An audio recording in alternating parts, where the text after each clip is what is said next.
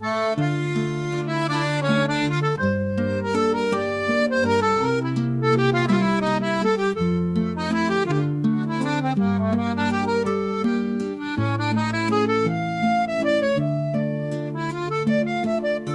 Siracusa paesi di suli e di mare nasce Lucia, una piccirita da un cuore grande.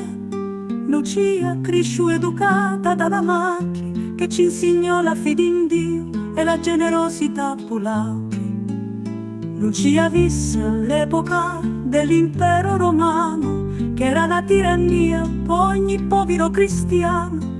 Tant'è vero che Lucia e suo matri pregavano alle catacombe nascoste, una cura pula madre, cercavano in Dio risposte, ma il danno guarì.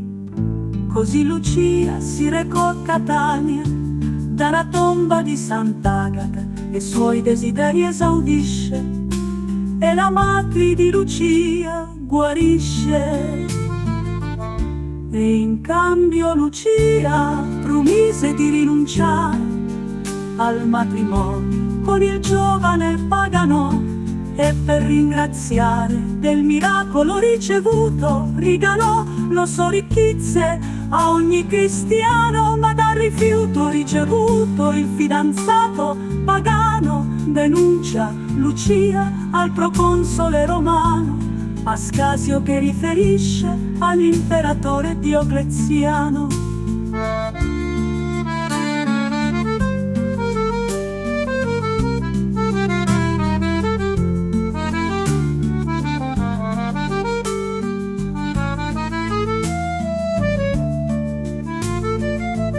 Così Lucia viene arrestata, processata e condannata.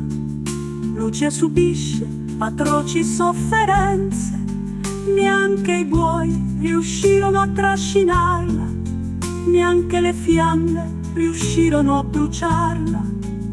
Fu la mano di un soldato romano ad ammazzarla, ma successivamente Lucia venne proclamata santa.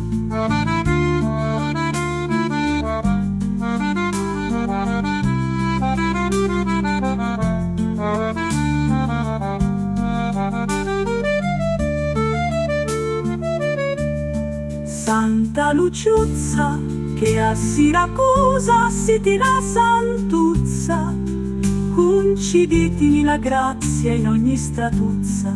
Santa Luciuzza, luce dei nostri occhi e luce di ogni firmamento, conceditini la grazia per ogni nostro tormento. Santa Luciuzza, conceditini la grazia per la nostra armuzza.